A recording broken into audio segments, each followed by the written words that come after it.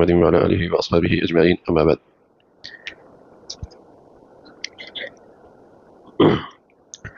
وفي الحديث إن روح القدس نفث في روحي أنه لن تموت نفس حتى تستكمل رزقها فاتقوا الله وأجملوا في الطلب فإنه لا ينال ما عند الله إلا بطاعته وإن الله جعل الروح والفرح في الرضا واليقين وجعل الهم والحزن في الشك والسخط.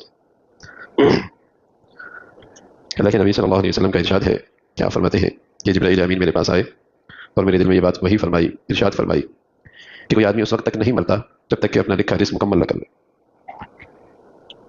انسان جب دنیا میں آتا ہے تو اس کی عمر بھی طے ہے، چاہے وہ تقدیر کی شکل میں ہو کہ یوں کرے گا تو ایسا ہو، اس کی موت یوں آئے گی، یا یہ کہ اس کا وقت بالکل ہی طے ہو، کتنے سال اتنے دن زندہ رہے گا، اتنے گھنٹے زندہ رہے گا، دونوں صورتیں ہوتی. تو فرمایا کہ جس طرح زندگی طے ہوتی ہے ایسی رزق بھی طے ہوتا ہے، اور جو اس کے لیے رزق طے ہے دنیا سے اس وقت تک جائے گا نہیں جب تک کہ اپنا رزق مکمل نہ کر. رزق تو اسے ملے گا، البتہ اس میں ایک چیز ہوتی ہے، وہ ہوتی ہے رزق کی برکت، کہ وہ رزق اسے فائدہ بہت دے، ایمان کے لحاظ سے، آخرت کے لحاظ سے، اولاد کے لحاظ سے، اپنے گھر کی زندگی اور سکون اور راحت کے لحاظ سے برکت بہت ہے. تو فرمایا کہ جب آدمی پرہیزگار ہوتا ہے تو اس رزق میں برکت بہت ہوتی ہے. جب وہ شخص اللہ کی نافرمانی سے بچتا ہے، اس کے کمانے میں، اس کے خرچ کرنے میں، اور اس کی اپنی زندگی میں اللہ کی نافرمانی سے بچتا ہے تو پھر اس کی روزی میں برکت بہت ہوتی ہے. جتنا ملتا ہے اس سے لطف اٹھاتا ہے، ایمان بھی بچتا ہے، ایمان کی بھی حفاظت ہوتی ہے، دین بھی محفوظ ہوتا ہے، آخرت بھی سنورتی ہے، اور دنیا کے اندر بھی اسے راحت، سکون، فائدہ اٹھاتا ہے.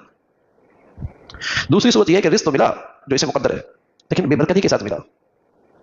فرمایا اس کی وجہ یہ ہوتی ہے کہ جب اللہ کی نافرمانی کرتا ہے اللہ اس کے رزق کی برکت اٹھا لیتا ہے. اتنا ہی دولت ہے لیکن اس دولت کے ساتھ بھی اپنا ایمان نہیں بچا سکا، اپنی خربوں سال کی زندگی نہیں سنبھال سکا، اس رزق سے سکون نہیں ملا، اطمینان، سکون، مطمئن، خوشی وہ نہیں ملی. بیچارہ ساری زندگی اس کے پیچھے چوکیدار بن کے رہا، سنبھالتا رہا، اس کی خدمت کرتا رہا. کہاں یہ رزق اور دولت اس کی خدمت کے لیے تھا اور یہ اس کی خدمت میں ساری زندگی لگا رہا، اور سنبھالتے چوکیداری کرتے چلا گیا. اور چونکہ اس رزق میں برکت نہیں تو پیچھے والوں کے لیے اس نے کوئی نفع نہیں چھوڑا کہ ان کا ایمان بچ جائے، ان کا دین بچ جائے، بلکہ وہ ساری کی ساری دولت اللہ کی نافرمانی میں خرچ ہوئی. تو پیارے رسول صلی اللہ علیہ وسلم فرمانے لگے کہ میرے دل میں یہ بات جبرائیل امین نے ڈالی کہ آدمی اس وقت تک نہیں مرتا حتیٰ تستکمل رزقہ، جب تک کہ اپنا رزق مکمل نہ کر لے. بس اللہ سے ڈرو، اپنا رزق حاصل کرنے میں اللہ سے ڈرو، اور اچھا طریقہ اختیار کرو روزی حاصل کرنے میں، اسباب اختیار کرو، محنت کرو، لیکن ایک اعتدال کے ساتھ. رزق تمہیں ملنا ہے، اب اس کا طریقہ ایسا اختیار کرو کہ تمہارا وہ رزق تمہارا دین نہ خراب کرے، تمہارا ایمان نہ خراب کرے. ملنا تو ہے، فاجملوا فی الطلب، اس کو حاصل کرنے کا اچھا طریقہ اختیار کرو، اچھا جائز حلال، ایمان کا بھی خیال رکھو، صحت کا بھی خیال رکھو، اپنے دین کو بھی وقت دو، اپنی دنیا کو بھی وقت دو، اپنے رزق کو بھی وقت دو. کوئی اعتدال ہو نا، صبح سے لے کر شام تک، شام سے لے کر صبح تک، زندگی کے 12.5 سال صرف معاش کے گرد زندگی گزار دینا یہ عقل مندی ہے. اگر اس معاش نے اسے نفع دینا بھی ہے تو کتنے عرصے تک، کوئی اور زندگی بھی ہے. تو پیارے رسول صلی اللہ علیہ وسلم نصیحت یہ فرما رہے ہیں کہ جب تمہارا رزق طے ہے تو پھر اس پہ محنت کرو، کوشش کرو، لیکن اچھے طریقے سے اس کو حاصل کرنے کے جائز اور حلال اور بہتر سے بہتر طریقے استعمال کرو، اس لیے کہ اللہ کے پاس جو کچھ ہے نا وہ اس کو راضی کر کے حاصل کیا جا سکتا ہے.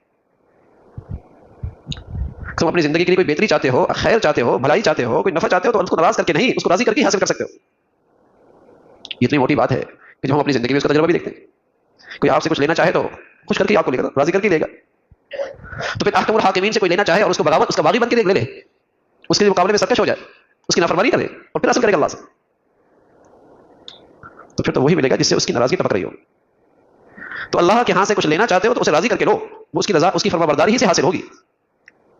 فرمایا فإنه لا ينال ما عند الله إلا بطاعته، بندہ اپنے اللہ سے کچھ لینا چاہتا ہے تو اس کی اطاعت ہی سے حاصل کر سکتا ہے، اس کی فرما برداری سے. برکت چاہتا ہے، اس معاش میں خیر چاہتا ہے، اس معاش میں نفع چاہتا ہے، اگر یہ چیزیں چاہتا ہے تو پھر یہ چیزیں تو اللہ کی فرما برداری سے حاصل ہوگی.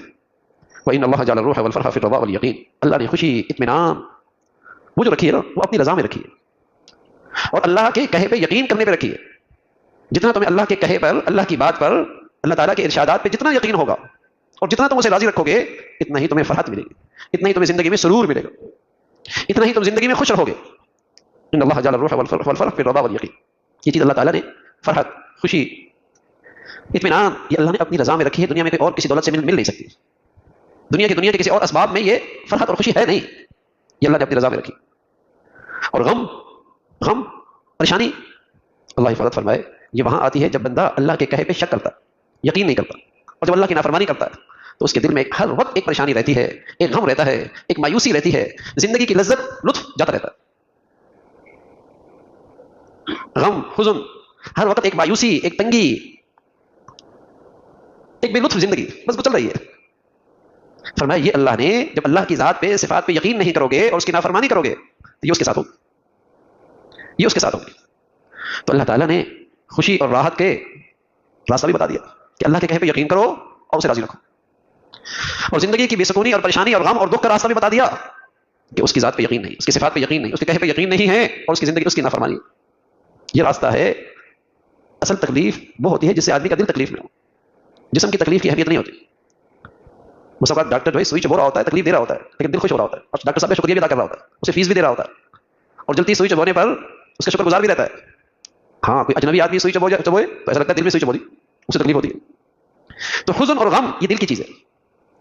ورنہ بعض اللہ کے نیک بندے بیماریوں کے اندر بھی خوش رہتے، ازمائشوں کے اندر بھی خوش رہتے، بڑے بڑے امتحانات سے گزر رہے ہوتے ہیں، ان کی اندر کی فرحت اور اندر کا سرور اس میں کمی نہیں آتی. وہ سمجھتے ہیں کہ کمائی کا سیزن لگ رہا ہے، اجر و ثواب کا سیزن لگ رہا ہے، اللہ تعالیٰ کے یہاں سے انعامات کا موسم بہار ہے. ان کے اندر فرحت رہتی ہے، سرور رہتا ہے. تو اللہ کی ذات پہ، اللہ کے کہے پہ یقین اور اس کی رضا سے آدمی کو فرحت سرور ملتا ہے. اور اس کی صفات پہ شک یقین نہ ہونا، اس کو ناراض کرنا، یہ آدمی کو ہمیشہ غم میں اور حزن میں یہ چیز مبتلا رکھتی ہے. اللہ تعالیٰ اپنی ذات و صفات پہ یقین نصیب فرمائے. اللهم لك الحمد كله ولك الشكر كله. اللهم اعنا على ذكرك وشكرك وحسن عبادتك. نستغفر الله ونتوب اليك، نستغفر الله ونتوب اليك. سبحان ربك رب العزة عما يصفون وسلام على المرسلين.